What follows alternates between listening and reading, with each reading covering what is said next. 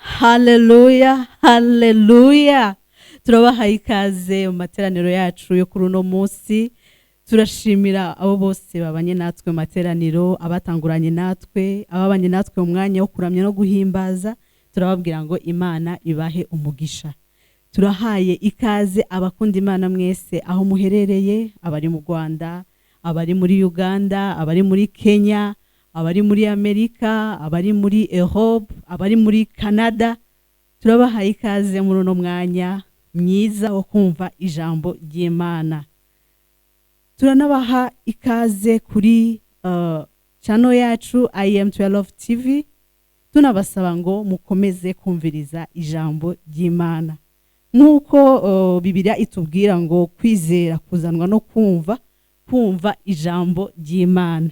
Iyo wumva ibintu bibi biraguhindura bikakugira nabi, ariko iyo wumva ijambo ry'Imana rirakubaka, riraguhindura, riraguhezagira, riragufata umutima n'ubwoba wari wihebuye, wari wihevye. Ijambo ry'Imana riragukomeza. Rero turabasaba ngo mukomeze kurisangiza n'abandi, murihe inshuti, abagenzi, mu miryango, murihe n'abana ngo baryumve.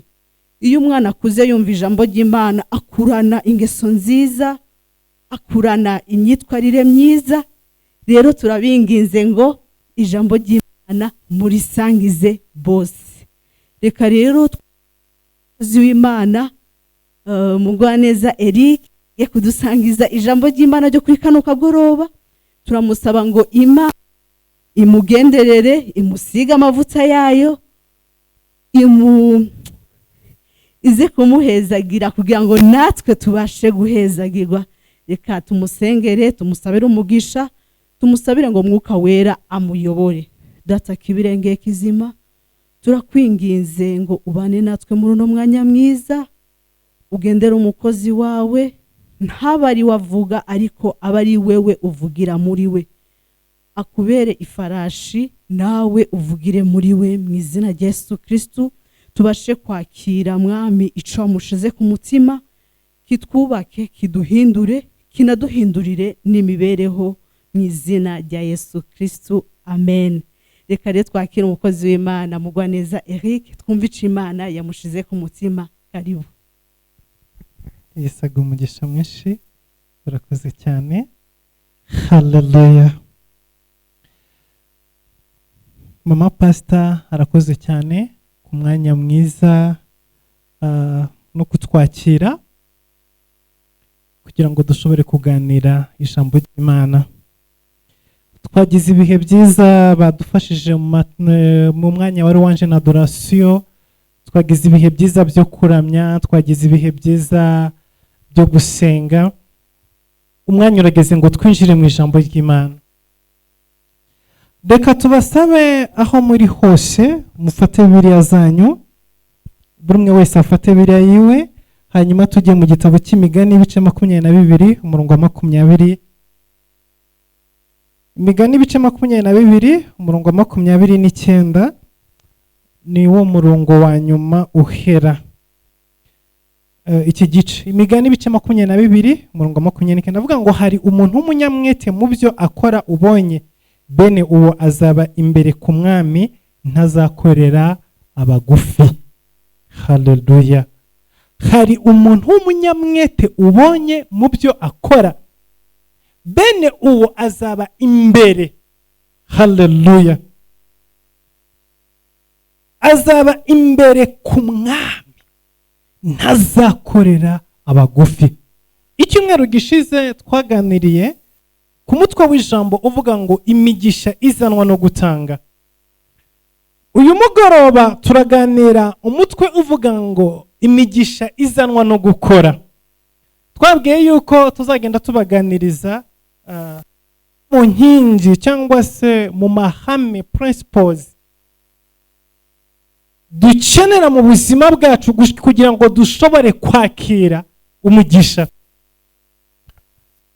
Turasenga inshuro nyinshi, turara amajoro inshuro nyinshi, turiyiriza, dukora byinshi bitandukanye, ariko tukagumana ikibazo kivuga ngo kuki dukomeza gukena, kuki dukomeza kubaho dufite umugisha uhagije? Kuki dukomeza kubaho kure y'umugisha bifatika?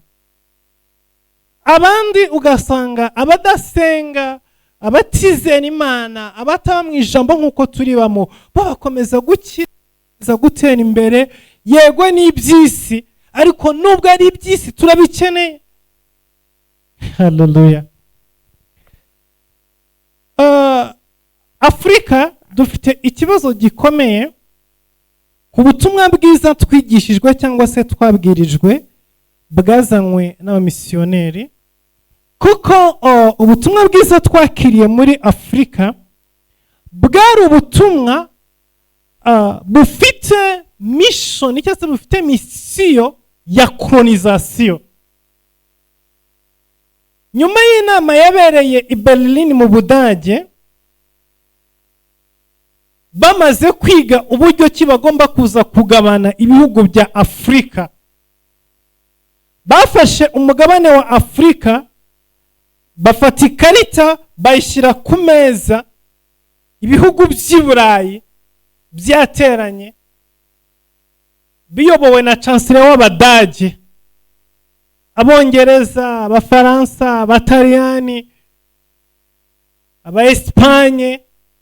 Barica bavuga ngo uyu ni umugabane mushya,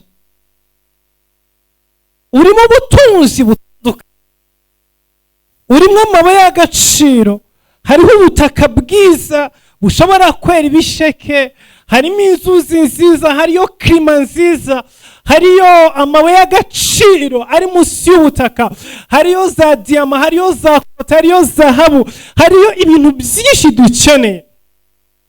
Ni nyuma ya Industrial Revolution,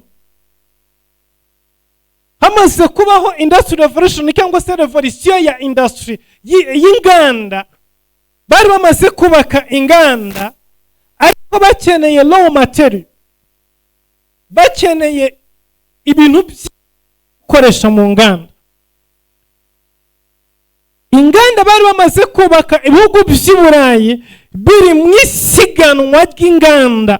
Ubwongereza bwari bwo bwa mbere, nibwo bwari buyoboye Industrial Revolution.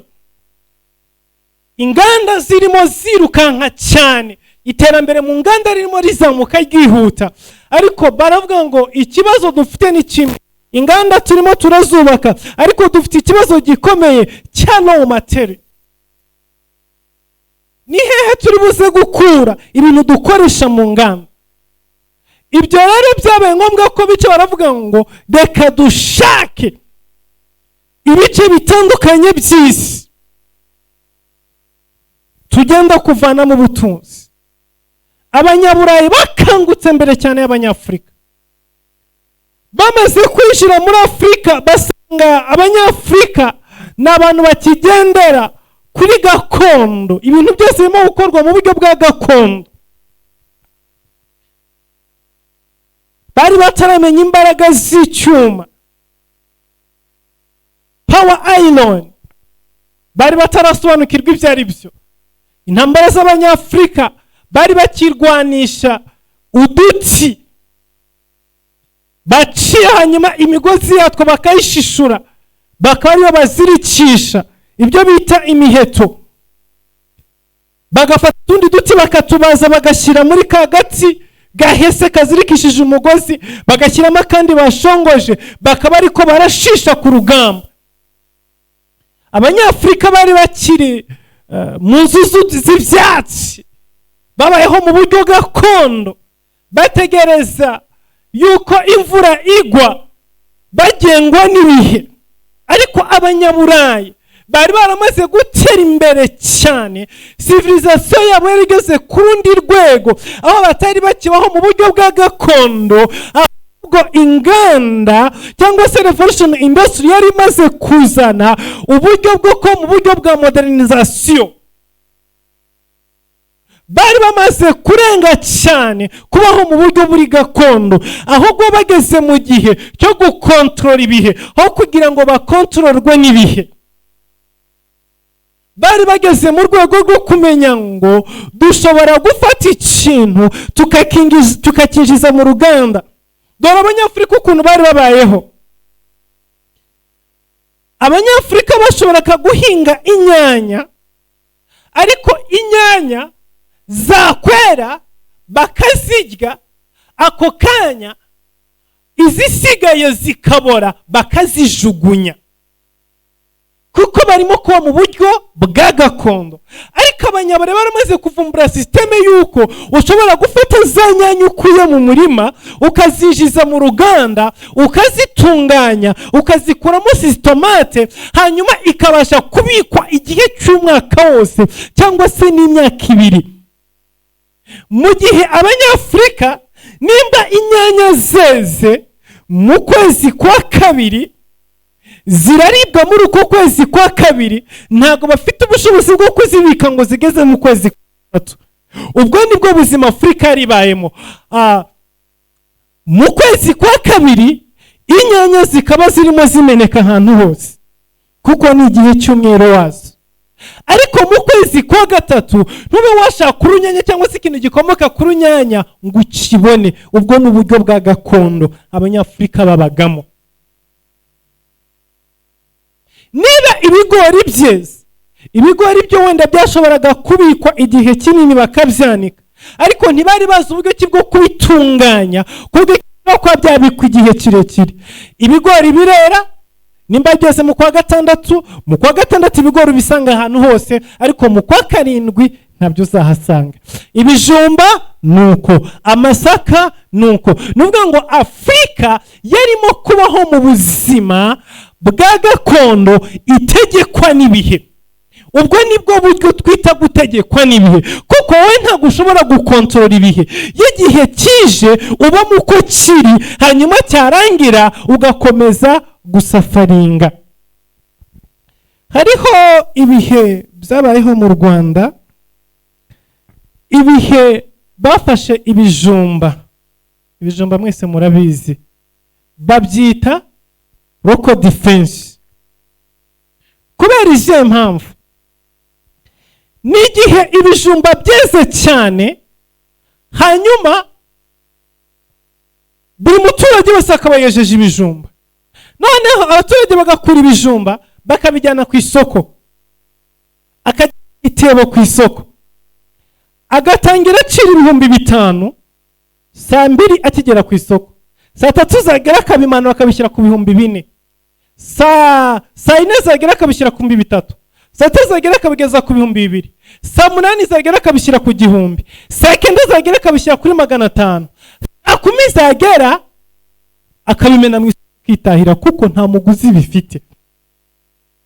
Ubwo ni uburyo bwa gakondo. Ibijumba byita local defense, abantu bakabijyana ku isoko, akabura ubimurira, hanyuma akabimena agataha. Ntabwo bari bazi icyo bashobora gufata bino bijumba ngo babikoreshe, babitware mu ruganda, babitunganye ku buryo ibyo bijumba byeze kuri urwo rwego bishobora gukurwamo ikindi kintu, bishobora gukurwamo ifu, bishobora gukorwamo amabiswi, bishobora gukorwamo imikate, bishobora gukorwamo ibindi bintu runaka, bishobora kuba byabikwa igihe kirekire, bikagirira umumaro ababihinze. Ahubwo icyabaga ni kimwe, nuko kuko ikizwi nuko ibijumba bishyirwa mu nkono bigatekwa, bikaribwa, bikarangiriraho. Ubwo ni uburyo gakondo bwa Afurika. Ariko abanyaburayi bari baramaze kurenga iyo myumvire kera cyane, bageze ku rwego rwo gutunganya imisaruro yabo bakayicisha mu nganda, ku buryo nimba ibijumba byeze mu kwa 7 uwo musaruro ukabonetse, uraza gutunganywa mu ruganda, uzageze mu kundi kwa 7 ugikoreshwa. Mu gihe mu Rwanda babimenye mu isoko barataha, ukwezi gukurikira banga guhinga ibijumba ko banaga ntacyo bamariye, ukundi kwezi gukurikira ibijumba bihinduka ikibazo, kugira ngo bibone bikaba bitagishoboka, kuko barabihinze bapfira ubusa, bacika intege zo kongera kubihinga. N'iki rero cyabaye? Abanyaburayi bamaze gutera imbere mu nganda muri ubwo buryo bukomeye gutyo, barica baravuga ngo umugabane wacu, ibihugu byacu n'ibiri mu bihugu byacu ntabwo bigihagije ngo bishobore guhaza inganda. Reka tujye gushaka ahandi dukura raw material, tujya gukura umusaruro, ibihingwa, ikahu, ipamba, byinshi bitandukanye byo kujya gukoresha mu nganda zabo z'i Burayi. Ibisheke byo gukora nk'amasukari, abanyafurika bari bazi ko igisheke uragifata ukakirya, amenyo yaruha ukajugunya. Ariko abanyaburayi bari bamaze gutera imbere, bazi yuko igisheke ushobora kugishyira mu ruganda ukagikuramo isukari igakoreshwa imyaka myinshi. Ibyo abanyafurika ntabwo bari babizi. Hanyuma baricara i Berlin mu Budage, bavuga ngo noneho tubonye umugabane mushya wa Afurika urimo bya bindi byose dukeneye, urimo amabuye y'agaciro, uriho ubutaka bwera bufite buri kintu cyose. Bamaze kwiga abanyafurika barahaguruka baza muri Afurika. Baje muri Afurika baje bafite metode bagomba gukoresha kugira ngo bahindure abanyafurika. Ni ukuvuga ngo uburyo bwa mbere bagombaga gukoresha bwari uburyo bw'iyobokamana, kwigisha abantu ijambo ry'Imana. Hanyuma bakaza mu ishusho yo kubabwira ngo tubazaniye ijambo, tubazaniye agakiza. Bohereza abamisiyoneri bwa mbere. Baga misiyoneri, mugende muharura inzira ya colonization, mugende mwigisha abanyafurika ko badakwiriye gukora bakorera isi, ahubwo bakwiriye gukora bakorera ijuru.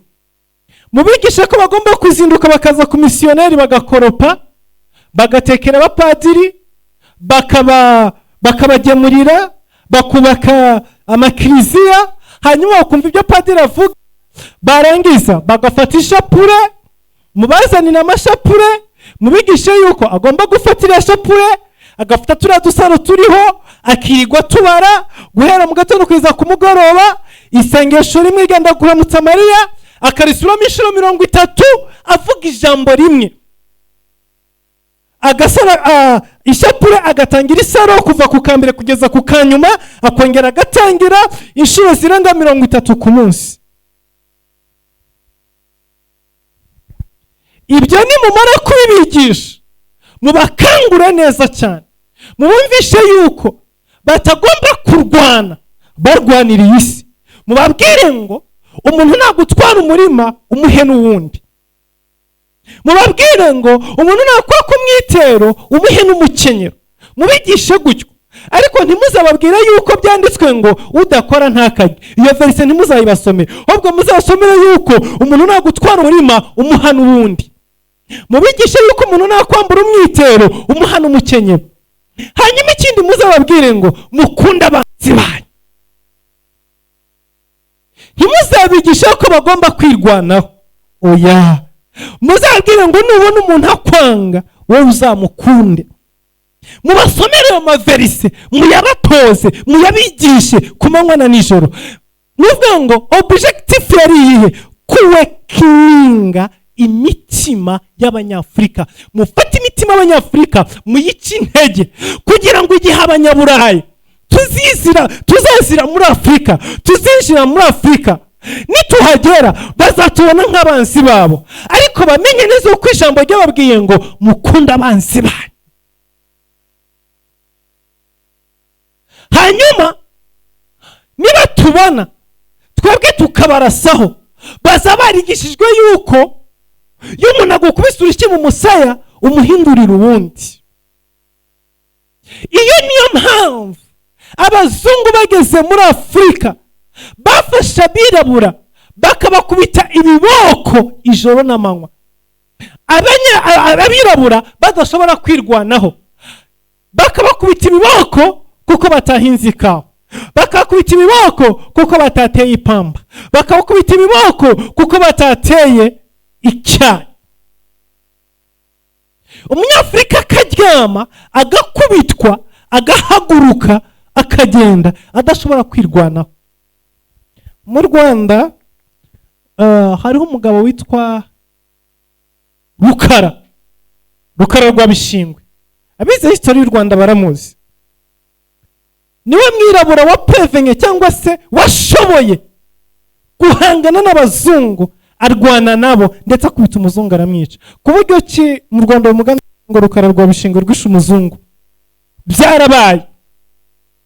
Yavuze ngo no, mwadusanze iwacu, mutwambura ibyacu, muratuyobora, mudushyira mu mahame yanyu, mutwambura buri kimwe cyose, ariko bigeze naho noneho munadukandagira ku ijosi, mudukubita tukabihora. Avuga ngo no, ndaza gupfa ariko ndapfa ndi intwari. Numwe mu ntwari z'u Rwanda mu gihe cy'abami. Ariko abandi bose, umwana w'umuzungu yashoboraga gufata abagabo 5 akabaryamisha hasi, umwana w'imyaka 12 akababoha, akabakubitira imbere y'abagore babo n'abana babo, kuko ari umwana w'umuzungu. Ibyo nibyo ubutumwa twakiriye bwa mbere muri Afurika bwazanye. Mwigisha abantu yuko ntacyo bafite kuri iyi si, ahubwo bo ni abagenzi bajya mu ijuru. Ibyo birigishwa, Abanyafurika barabyakira.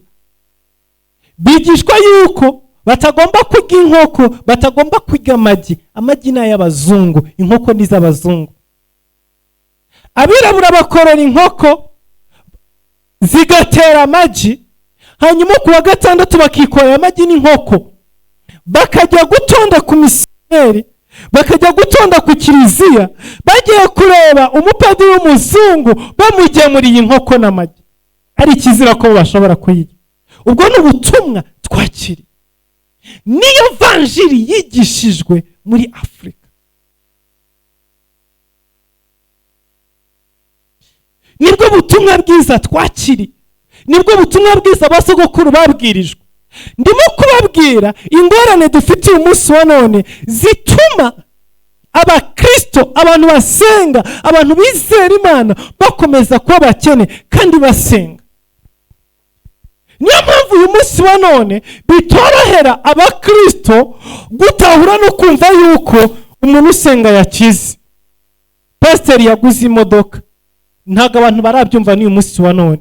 Iyo abonye umukozi w'Imana yateye imbere, afite inzu ye, afite imodoka, agenda mu modoka nziza, yurira indege, afite business, arimo gukora ibintu bitandukanye, baravuga ngo urasiga gikuzimu, uriya arimo imyuka mibi, uriya ntagikorera Imana, uriya yaraguye. Bivuze ngo muri Afurika kugira ngo uri umukozi w'Imana wemewe muzima, bisobanuye yuko ugomba kuba ukenye.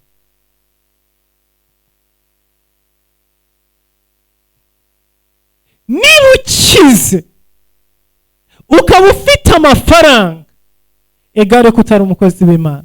Nibyo mu mutwe w'Abanyafurika. Ariko Burayi, reba bati Jackson, bafite amafaranga angana gute, bafite amato, bafite indege, bafite amazu, bafite ama-etage, n'abamiliyarderi mu madolari, ariko ntavuga ko bagikuzimu. Reba abashobora, reba abakozi Imana batandukanye Burayi, ba Benihim, amafaranga afite ntagira uko angana, bafite protokoli zo mu rwego rwo hejuru, bafite igisirikare kibarinda. Reba abaje Isimeya, bafite amafaranga atagira uko angana, ntawe bavugaho. Ariko upime muri Afurika, ugura akamodoka kuri pasiteri agikuzimu. Kubera iki? Colonization. Twakiriye ubutumwa buvuye muri colonization butwereka yuko iwacu ni mu ijuru, aho tujya ni mu ijuru. Gukunda iby'isi, gutunga amafaranga, kugira imodoka, kwambara neza n'iby'abisi. Twebwe turi abagenzi bajya mu ijuru. Hello? Twebwe turi abagenzi bajya mu ijuru. Ibyo ntago bitureba. Ibyo rero byazanye ikintu cyitwa umwuka w'ubunebwe. Wa mwuka w'ubunebwe winjira mu itorero. Kubera iki? Kuko abaje kutwigisha kwigisha ubutumwa bwiza ntabwo bazanye ubutumwa bwiza bw'ukuri buri authentique. Tugomba kwiga, tugomba kumva, bufite hano budukura naho butujyana. Twigishijwe kujya mu ijuru, ariko ntabwo twigeze tubwirwa ijambo Yesu yavuze ngo nimusenga muvuge ngo data ubwami bwawe buze. Mbere y'uko ubwami bw'Imana tubwinjiramo mu ijuru tugomba kubanza kubaho. Ariko iyo verise ntabwo bigeze bayigisha. Iryo sengesho na n'isa turarisenga ko ntabwo twarisobanukirwa. Yesu yaravuze ngo data ubwami bwawe buze, ibyo ushaka bibe mu isi nk'uko ba mu ijuru. Bivuze ngo nimba mu ijuru hari imihanda y'amazahabu, natwe mu isi tugomba kugira imihanda y'amazahabu. Nimba mu ijuru baguwe neza, natwe tugomba kugubwa neza. Nimba batambara ubusa, ntitugomba kwambara ubusa. Nimba bataburara, ntitugomba kuburara. Nimba bataba hanze, ntitugomba kuba hanze. Nimba mu ijuru naho homeless zihari, ntabwo tugomba kugira abantu bajyamo ku mihanda mu isi. Iryo ni ryo sengesho Yesu yatwigishije. Ibiri mu ijuru bibe mu isi. Ariko abamisiyoneri bazanye ubutumwa, iryo sengesho yatwigishije. Batwigishije yuko ibyacu tuzabisanga mu ijuru, ariko siko kuri. Niki ijambo ry'Imana rivuga? Ubutumwa bwiza bw'Imana, ubutumwa bw'ubwami, nuko tugomba guhinduka, nuko tugomba kugira imigisha, nuko tugomba kugira ubutunzi, nuko ibiri mu ijuru bigomba kuba mu isi. Ariko igihe cyose ibiri mu ijuru bitari mu isi, ntabwo ubwami bw'Imana buri kumwe natwe. Yesu yaravuze ngo ubwami bw'Imana bwamaze kuza.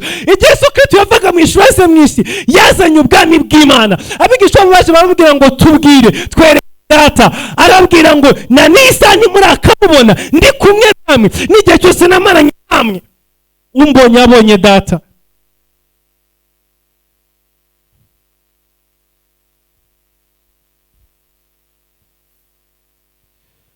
Rero ikintu cya mbere twabagana icyumweru gishize, twabigishije kugutanga.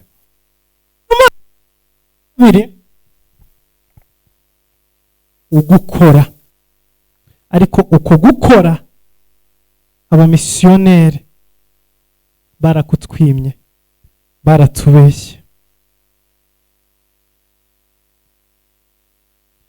Batwigishije yuko nukora uzaba urimo ukorera isi, kandi ubundi ukeneye cyangwa se usabwa gukora mu bwami bwahe bwo mu ijuru. Imigisha yawe iri mu ijuru. Icyo nicyo kisha abarokore benshi. Noneho tubaho mu buryo bw'ubunebwe, twibagirwa ihame ry'Imana, ntabwo twarishyize mu bikorwa. Kubera iki? Twigishijwe ubutumwa bucuritse, twabwiwe ubutumwa bwo kudutegura kuba abakoroni. Kubera ko bano bakoroni baza muri Afurika, icyari kibazanye, icyari kibaraje inshinga, icyo bifuzaga kuruta ibindi kwari ukugira ngo imitima yacu icike intege, hanyuma niturangiza twizere yuko ubutunzi bwacu buri mu ijuru, hanyuma tubareke ko batwara ibintu. Binjira muri Afurika, badutegeka gutera amakahu, ugasanga abanyafurika barahinga ikahu, ariko ntabwo bashobora kuyinywa. Na n'isa abanyafurika banywa ikahu ni bake cyane, kandi turayihinga, turayisarura, turayitunganya, ariko i Burayi batayihinga no banywa ikahu ya mbere. Nta munyaburayi urya amata anywa y'ikahu, ariko twebwe nta kahu tunywa. Kubera iki? Ibyo twigishijwe muri colonisation. Icyayi, ni bangahe banywa icyayi? Ni bake cyane. Gipakirwa indege cyoherezwa i Burayi, gipakirwa amato cyoherezwa i Burayi. Duhinga ipamba. Ni ikihe gihugu cyo muri Afurika gitunganya ipamba? Ipamba rirahingwa muri Afurika, rigapakirwa rikajyanwa i Burayi, rigatunganywa mu nganda zabo, hanyuma bakarikoramo imyenda n'indodo, bikagaruka tukabigura bihenze. Ibyo byavuye muri colonisation. Uyu munsi rero nibwo duhagurutse kuvuga ukuri ku k'ubutumwa bwiza. Uko ijambo ry'Imana riri, Bibiliya yavuze ngo hari umuntu w'umunyamwete ubonye mu byo akora azaba imbere ku mwami. Ihame rya kabiri mu buzima ni gukorana umwete, gukoresha umwete. Nudahaguruka ngo ukore, uri kure y'imigisha, uri kure y'ubutunzi bufatika.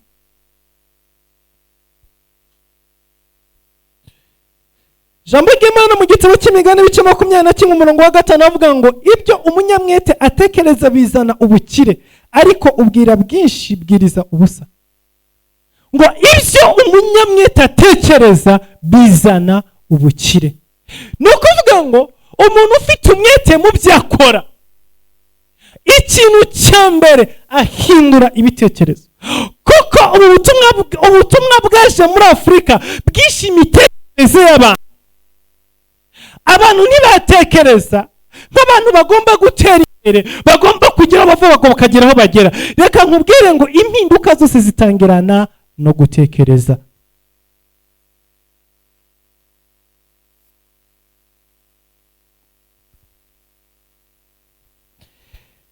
Niba ubayeho utekereza biri cheap, utekereza yuko udashoboye, utekereza yuko uri umukene, utekereza ko nta kintu wageraho, uracyari muri ya mitekerereze ya colonization. Iyo mitekerereze rero nta kintu na kimwe ishobora kuguhindura mu buzima bwawe. Turimo turavuga imigisha izanwa no gukora. Mbere yo gutangira gukora ugomba kubanza gutekereza niki ukora, urava he, urajya hehe. Abantu benshi baheze mu buzima bubi kubera iki? Kuko batekereza mu buryo buri negatifu. Atekereza ko ntacyo ashoboye, atekereza ko ntaho yagera, atekereza ko nta kintu na kimwe yageraho mu buzima bwiwe. Yibona nk'umuserebanye, yibona nk'uruzige, yibona nk'umuntu udashobora kugira ikintu na kimwe yageraho mu buzima, yibona ko nta kintu ashoboye.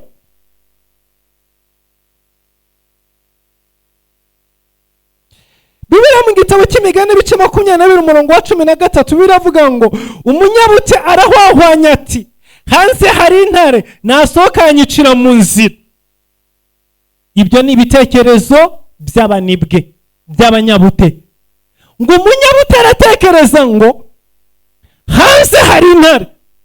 Iri jambo ngo hanze hari intare bisobanuye ngo uhorana ubwoba mu buzima bwawe. Iyo utekereje gucuruza nahomba, iyo utekereje gusaba akazi ntako bampa, iyo utekereje igihe cyose ibitekerezo byawe bihora bikwereka ubwoba. Ngo umunyabute arahwahwanya akavuga ngo hanze hari intare, nsohotse yandya, ngiye kurangura nahomba, ngiye gucuruza byakwanga, ngiye gukora ibi, ngiye gutangira ishuri sinarirangiza. Umunyabute ahorana excuse menshi. Nimba ufite excuse mu buzima bwawe, ukaba uhora utekereza ibintu bibi gusa, ugahora wibona yuko nusohoka utsindwa, nusohoka nukora urahomba, niwubaka barabisenya, ibintu byose ukabitekerereza mu bwoba, nta kindi kikurindira muri ubuzima ni ubukene. Kuko umunyamwete biravuze ngo ibyo atekereza bizana ubukire.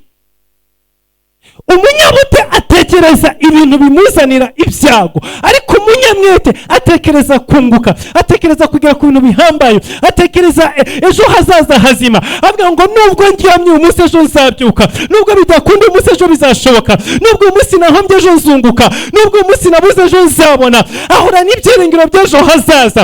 Nubwo abari mu bukene yibona nk'umukire, nubwo adafite yibona nk'ufite, nubwo bitakunze yibona bizashoboka. Ntago yibonera mu biharimo, ahubwo ahora areba ejo hazaza, yibona mu bihe bikurikira.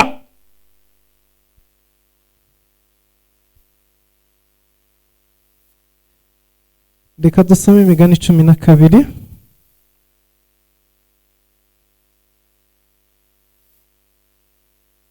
umurongo wa 24.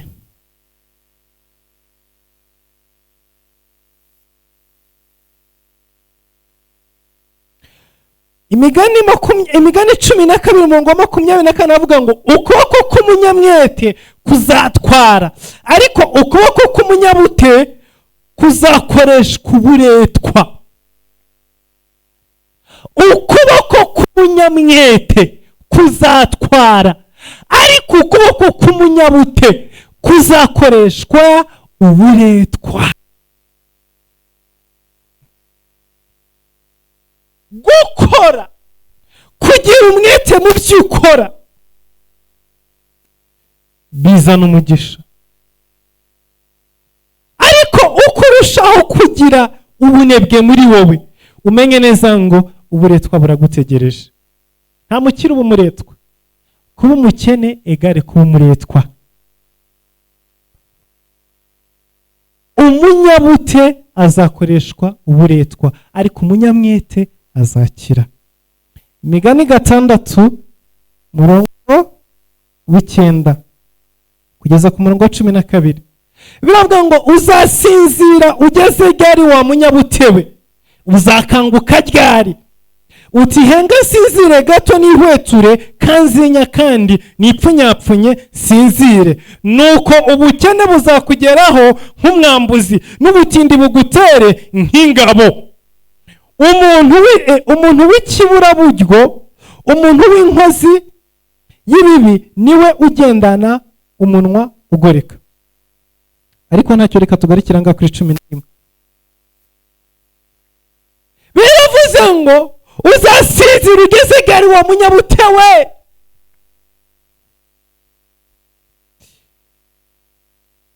Uzakanguka ryari? Urashaka imigisha y'ibifatika, urashaka kuba umukire, urashaka kugera kuri byinshi, ariko ufite ibitotsi byinshi. Ntabwo ubukire bugendana n'ibitotsi. Biravuga ngo uzakanguka ryari? Ni ryari uzakanguka? Uravuga ngo uti henga nsinzire gato nihweture, kanzinya kandi nipfunyapfunye sinzire. Nubwo buzima ubayemo, ubundi warangiza ngo urashaka kuba umukire, uzabaze nta mukire n'umudakora. Abakozi nibo bafite ubukire. Murongo wa 11, nuko ubukene buzakugeraho nk'umwambuzi, n'ubutindi bugutere nk'ingabo. Igihe cyose ukiri muri henga nsinzire gatoya, henga nihweture, afite kuva muri ubwo buriri bwawe, muri ibyo bitotsi byawe bibiri gukura inzira ku murima, ubutindi buzagutera, ubukene buzagusanga, ubutindi buzagutera mbuzi. Imigani 24 murongo wa 30 kugeza ku murongo wa 34. Nanyuze ku murima w'umunyabute no ku ruzabibu rw'umuntu ubuze ubwenge, nasanze hose ari amahwa, hose ifurwe yarahazimagije, kandi uruzitiro rwaho rw'amabuye rwarasenyutse. Nuko ndebye mbyitegereza neza, mbibonye mbikuramo gusobanukirwa. Buti henga nsinzire gato nihweture, kanzinya kandi nipfunyapfunye nsinzire. Uko niko ubukene buzagufata nk'umwambuzi, n'ubutindi bukagutera nk'ingabo. Iyi ni Bibiliya irimo kubivuga, ntabwo ari gewe. Niba ushaka ubukire, niba ushaka amafaranga, niba ushaka kugira ibintu bifatika, kura amaboko mu mifuka ukore. Gusenga udakora ntibihagije, monami.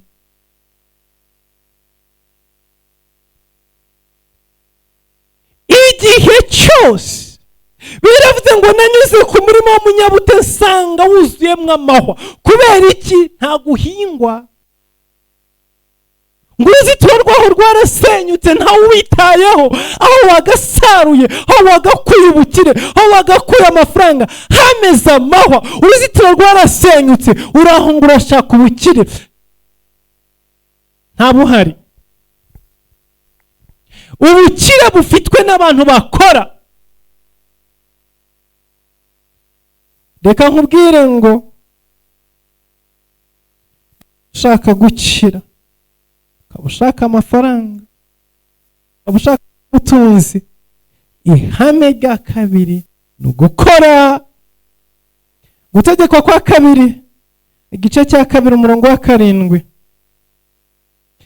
biravuga ngo kuko Uwiteka Imana yawe izaguhera umugisha imirimo yose ikuva mu maboko, ikita ku rugendo rwawe rwo muri ubu butayu bunini. Uwiteka Imana yawe ikabana nawe iyi myaka uko ari 40, ntihagire icyo ubura. Haleluya. Kuko Uwiteka Imana yawe guhera umugisha imirimo yose ikuva mu maboko. Alo, ni ihame ry'Imana, ni ijambo ry'Imana. Bibiliya iravuze ngo Uwiteka aguhera umugisha imirimo ikuva mu maboko. Nurambura amaboko yawe ugakora, Imana izaguha umugisha. Imana iha umugisha imirimo y'amaboko yawe.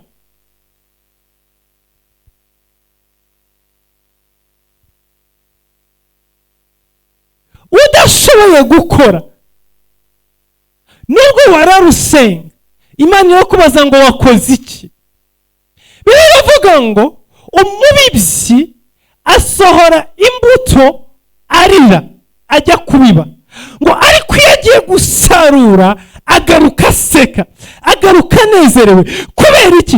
Kuko ibihe byo kubiba ni ibihe udafite ikintu, n'ibyo ufite burimo gusohora, ariko burimo kujya gukora. Hanyuma Imana ikaguherekeza, ikajyana nawe uri murira, ikajya mu murima urimo kubiba, igaha umugisha imirimo y'amaboko yawe. Nyuma y'imyaka ugasubirayo, nyuma y'ukwezi ugasubirayo, nyuma y'igihe runaka ugasubirayo, ukajya gusarura. Itangiriro 26 umurongo wa 12. Uyu munsi nabahaye imirongo myinshi kugira ngo mutaza kugira ngo ni amagambo yanjye.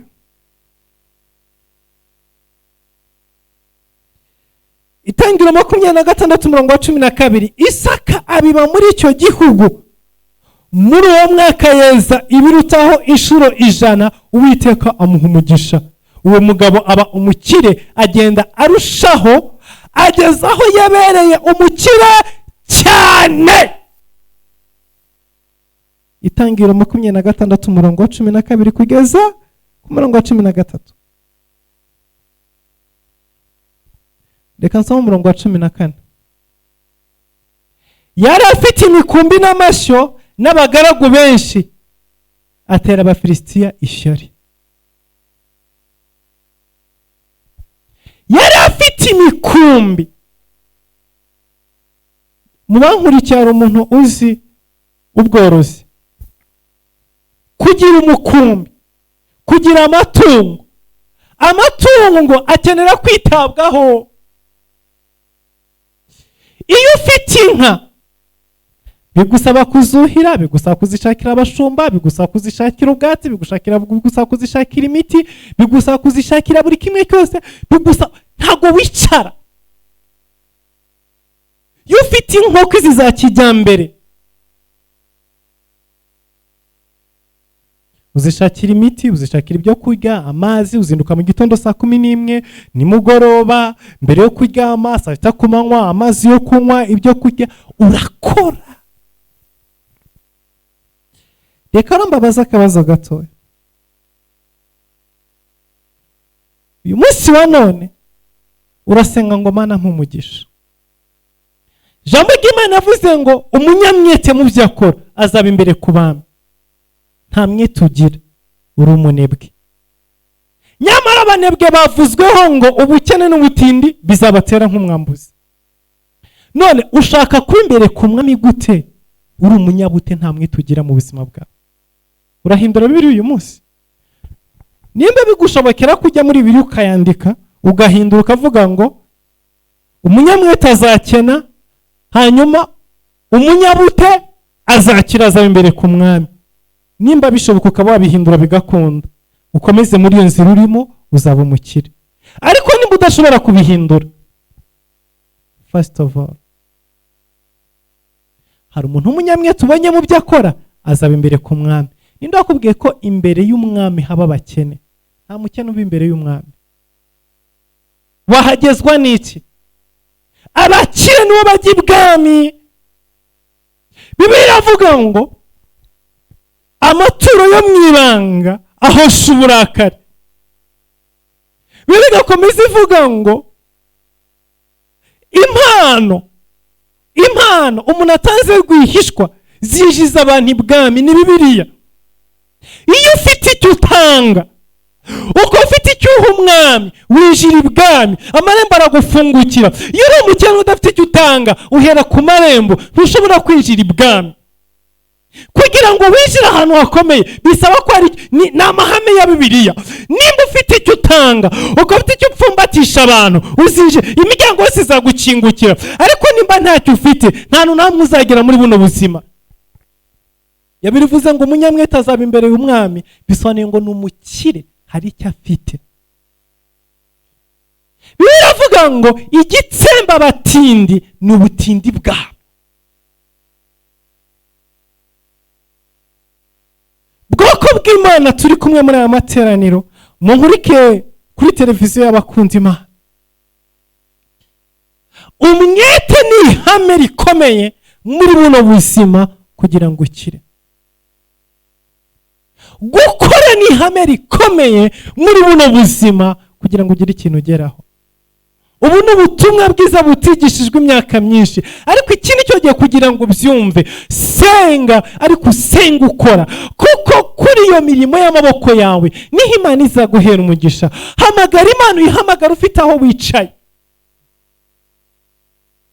Imana yabajije Mose ngo ufite iki mu ntoki? Mose abwira Imana ngo mfite inkoni. Uyu munsi none urimo gusaba amafaranga, ufite iki mu ntoki zawe? Imana iguheraho amafaranga.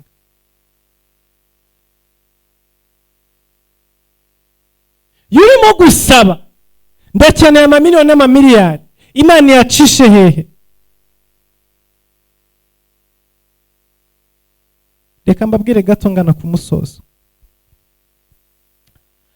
Amafaranga ameze nk'amafi. Ubundi amafaranga nta buzima agira iyo atari muri circulation. Hari icyo bita muri economy, icyo bita movement of money, cyangwa se cycle of money. Ni terime z'abaeconomiste. Uri mu economiste mvuze icyo ngicyo, wumvise icyo mvuze. Utari mu economiste bigusaba kugusobanura mu buryo burebure, rimwe na rimwe ntunabyumve neza. Ariko iyo tuvuze movement of money, ntabwo ari amafaranga yicaye ahantu hamwe, ahubwo ni amafaranga arimo kugenda genda. Iyo tuvuga amafaranga uburyo ki agenda, ni uburyo ki amafaranga azenguruka, ava mu biganza bya bamwe ajya mu biganza by'abandi, ava mu biganza bya bamwe ajya mu biganza by'abandi. Icyo banki nationale cyangwa se national bank ikora icyo bita control of movement money. Iyi control uko amafaranga arimo gusirikira mu gihugu. Iyo movement igiye hejuru, iyo circulation of money, iyo amount of money ibaye nyinshi cyane, nibyo bita biteze icyo bita inflation. Bivuze ngo amafaranga, ubundi inflation bisobanuye iki? Bisobanuye ngo amafaranga arimo gusirikira ntagahwanye n'akazi karimo gakorwa. Production iri hasi, money iri hejuru. Ibyo nibyo bita bicreatinga icyo bita inflation cyangwa se inflation muri rurimi rw'igifaransa. Iyi inflation ni hahandi ujya kugura gaze yaguraga 20,000 by'amanyarwanda ugasanga yabaye 40,000. Bisobanuye iki? Bisobanuye ngo demand iri high more than supply. Izo ni tekinike za economy. Igihe cyose demand iri high more than supply, inflation itivuka. Iyi supplier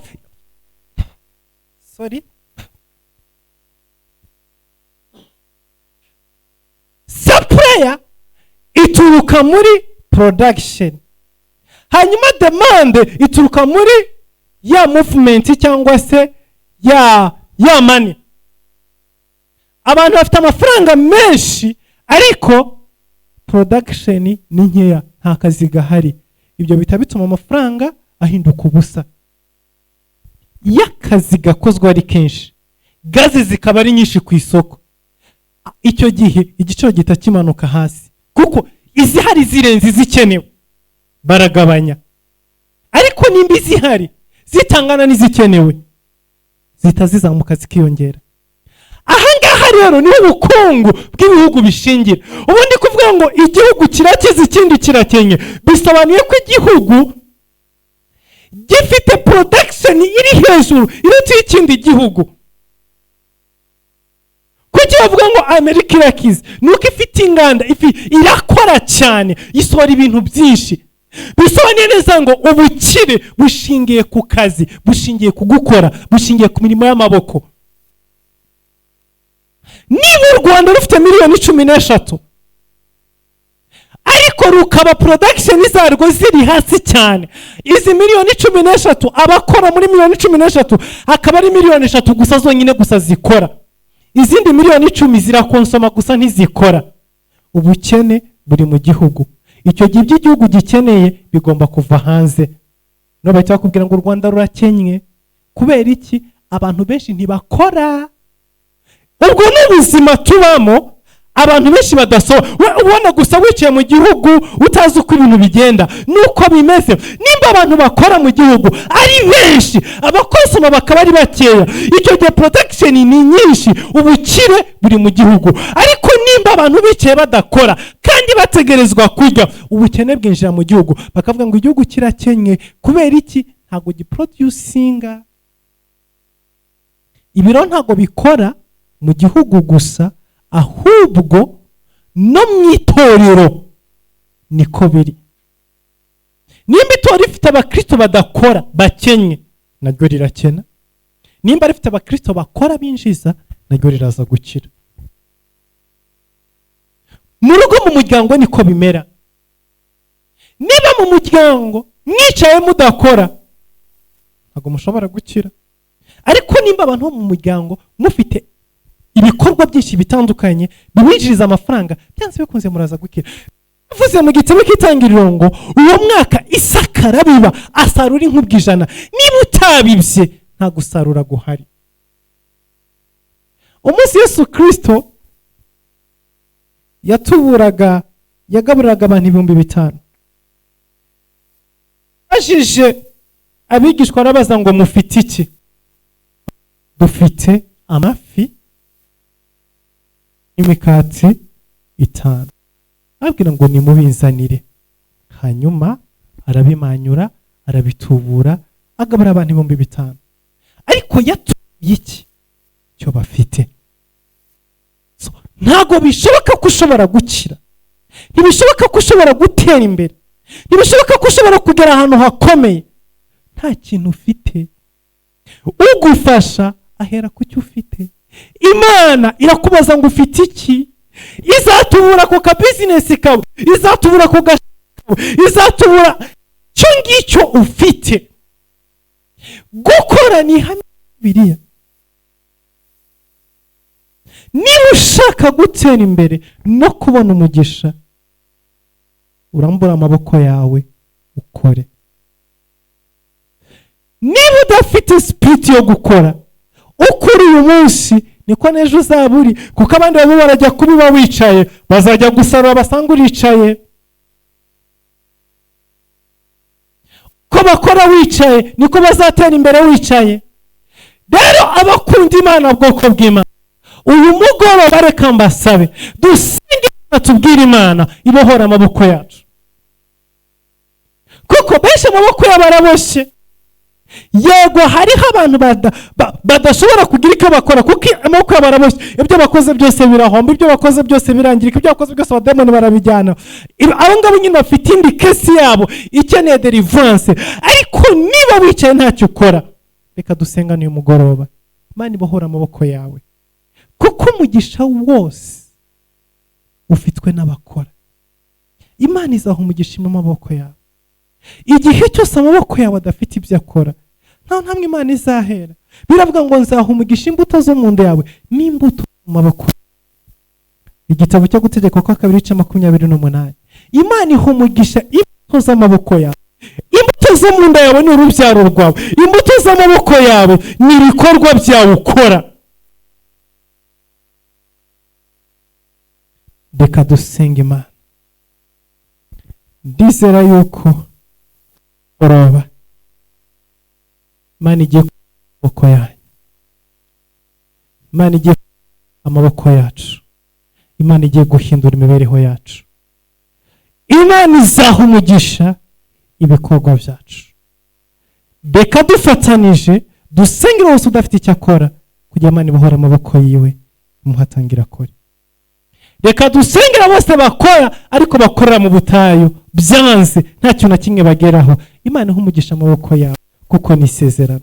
Reka dusengera wese wari watsikamiwe n'umwuka w'ubunebwe umurekure, kuko yavuze ngo abanebwe bazaterwa n'ubukene n'ubutindi bibatunguye. Uwo mwuka w'ubukene n'ubutindi ushingiye ku bunebwe totsi ukuveho ukurekure. Imana iguha umwete mu izina rya Yesu Kristo. Reka dusenge Imana. Data, mu izina rya Yesu Kristo, mu izina rihambaye, turasenga ubwoko bwawe, turasenga abana bawe, turasenga twe turi kumwe muri amateraniro, turasenga abadukurikiye online, turasenga umuntu wese mwumvise ijambo ryawe, turasenga Data intama zawe. Ijambo ryaratubwiye ngo umunyamwete azaba imbere ku mwami. Ndakwinginze muri kano kanya imbaraga umwete, uduhe kuba abanyamwete mu byo dukora. Mu izina rya Yesu Kristo, mu izina rihambaye, abakunda Imana bose bahe imbaraga z'umwete, bahe kugira umwete, bahe mwami gukanguka. Ibitotsi ni byinshi, abantu baba barasinziriye. Satani yashyize ibitotsi mu bana bawe, Satani yashyize ibitotsi mu basenga, mu bakozi b'Imana, mu bapasiteri, mu bashumba, muri benshi batandukanye. Ibitotsi birabarembeje, ntago bafite umwete, barasinziriye. Kandi uko gusinzira kuzana ubukene, kuzana ubutindi, kuzana ibihombo mu buzima bwabo. Ndakwinginze muri kano kanya, kubw'imbabazi zawe n'urukundo rwawe, kubw'ikiganza cyawe no kubw'ukwera kwawe, suka umwete mu bakunda Imana, suka umwete mu bakurikira ijambo, suka umwete mu bana bawe mwami. Reka duhaguruke mu mbaraga n'ubushobozi, reka duhaguruke mu butware bwawe, reka duhaguruke mu gukomera kwawe. Reka mwami duhaguruke dukore, reka duhaguruke n'imbaraga, reka duhaguruke n'ubushobozi mu izina rya Yesu Kristo. Mana ya Yakobo, Mana ya Isirayeli, umugisha abagabo n'abagore, umugisha bakurikiranye ijambo ryawe. Hari benshi bakora ariko byanga, ndabasengeye muri kano kanya. Manura imbaraga zawe hejuru ubuzima bwawe, ubaho umugisha ko ijambo ryawe rivuga ngo nzaha umugisha imirimo y'amaboko yawe. Dore mwami, abana barakora ijoro n'amanywa ntibasinzira, barazinduka, baritanga, barakora mu bwami bwawe, barakora mu isi, barakora mu bikorwa byinshi bitandukanye, ariko amaboko yabo araboshye, nta kintu na kimwe bageraho. Dusengeye mwami amaboko y'abana bawe ahabwe umugisha mu izina rya Yesu Kristo. Umugisha abagabo n'abagore, umugisha ubwoko bwawe, umugisha abakunda Imana. Ndakwereka ngo bafite dukeya kugira ngo dutubure. Ndakwereka abo ngabo mwami batera imbuto ariko zikanga kumera. Ndakwinginze kugira ngo manure imvura zimere. Jambo ryavuze ngo Isaka arabiba asarura inkubwe 100. Abo bose babibye imbuto zanze kumera, reka ubahe kumera mu izina rya Yesu Kristo. umugisha abakunzi Imana, umugisha abo twari turi kumwe muri amateraniro, umugisha bari ku buhanga bw'ibyuma, umugisha bazakurikirana ijambo rwose. Reka mwami uduhe imbaraga zo gukora, udufungurire amabizinesi, uducingurire imiryango, uha abantu bari gukoresha impano wabahamagariye mu izina rya Yesu Kristo. Umuntu wese ukurikiranye ijambo ryawe uyu munsi wa none, umuhagurutse mu mbaraga n'ubushobozi, imbabazi zawe n'urukundo rwawe hejuru ya buri wese mu izina rya Yesu Kristo Nazareti, amen. Imana waha umugisha, mwakoze kuba mu ijambo ry'Imana mu izina rya Yesu, amen.